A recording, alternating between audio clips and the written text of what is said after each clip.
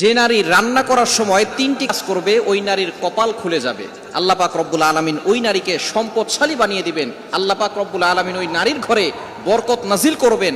ওই নারীর ঘরে আল্লাহ পাক রব্বুল আলামিন রহমত নাজিল করবেন। অনেক মা বোনেরা এখন কিন্তু সংসারের ভিতরে সুখ চান, শান্তি চান, ঘরের ভিতরে রহমত চান, বরকত চান। বিশেষ করে যে সমস্ত নারীরা সংসারে বরকত চান তারা কিন্তু অবশ্যই এই তিনটি কাজ করবেন। দেখবেন আপনার ঘরের ভিতরে শান্তি আসবে এবং আপনার রান্না সুস্বাদু হবে এবং আপনার রান্না যারা খাবে তারাই আপনার প্রশংসা করবে। আমরা অনেকেই কিন্তু নিজের প্রশংসা শুনতে চাই এবং অনেকেই আমরা ঘরের ভিতরে বরকত চাই, রহমত চাই। এজন্য আমরা এই তিনটি কাজ করব। নাম্বার ওয়ান, এক নাম্বার হচ্ছে আপনি যখনই রান্নাঘরে প্রবেশ করবেন তখন আপনি সালাম দিবেন। মনে রাখবেন রান্নাঘরে কিন্তু চুলা আছে।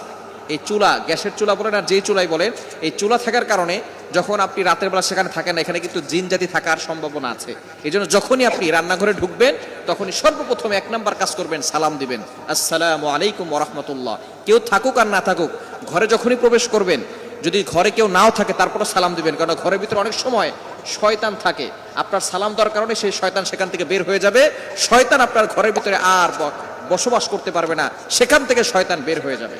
আল্লাহ পাক রব্বুল আলামিন নিজে বলে দিয়েছেন, কোরআন খুলেন, আল্লাহ পাক রব্বুল আলামিন বলছেন 18 নম্বর পারা 17 নম্বর পৃষ্ঠার 13, 14, 15 নম্বর লাইন, সূরাতুন নূরের 61 নম্বর আয়াতে রব্বুল আলামিন বলেন, ফাইদা দাখালতুম বুয়ুতান ফাসাল্লিমু আলা আনফুসিকুম তাহিয়াতাম মিন ইনদিল্লাহি মুবারাকাতান তাইয়্যিবা।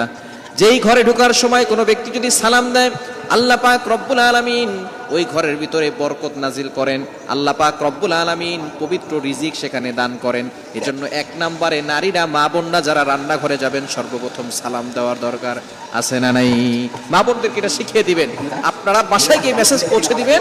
মা বোনরা যারা আছে এক নম্বরে তারা রান্নাঘরে ঢোকার সময় সালাম দিবে। নাম্বার 2, দ্বিতীয় নাম্বার হচ্ছে প্রতিটি কাজের শুরুতে বিসমিল্লাহ পড়বে। বিসমিল্লাহ পড়লে ওই কাজের ভিতরে আল্লাহ পাক রব্বুল আলামিন নিজে বরকত দিয়ে দেন। বিসমিল্লাহ পড়লে কোনো রান্না করলে ওই রান্নার ভিতরে আল্লাহ তাআলা স্বাদ বাড়িয়ে দেন, ওই রান্নার ভিতরে আল্লাহ তাআলা রহমত দেন, ওই রান্নার ভিতরে আল্লাহ তাআলা বরকত দান করেন।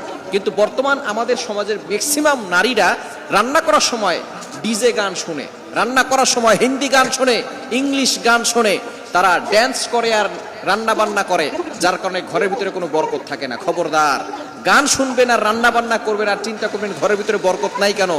আপনি যদি বরকত পেতে চান, প্রত্যেকটা কাজের শুরুতে আপনি বিসমিল্লাহ পড়বেন। আপনি চাউল নিচ্ছেন, পড়েন বিসমিল্লাহির রহমানির রহিম।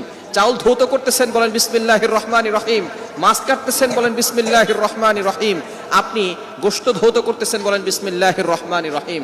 আপনি যেই কাজটাই করবেন আপনি বিসমিল্লাহ পড়বেন, দেখবেন যেই কাজে বিসমিল্লাহ বলা হয় ওই কাজে বরকত বেশি হয়। এজন্য দ্বিতীয় নাম্বার নারীরা যে কাজটা করবে সেটা হচ্ছে বিসমিল্লাহির রহমানির রহিম। এটা পড়ে তারপরে প্রত্যেকটা কাজ করবে। আল্লাহ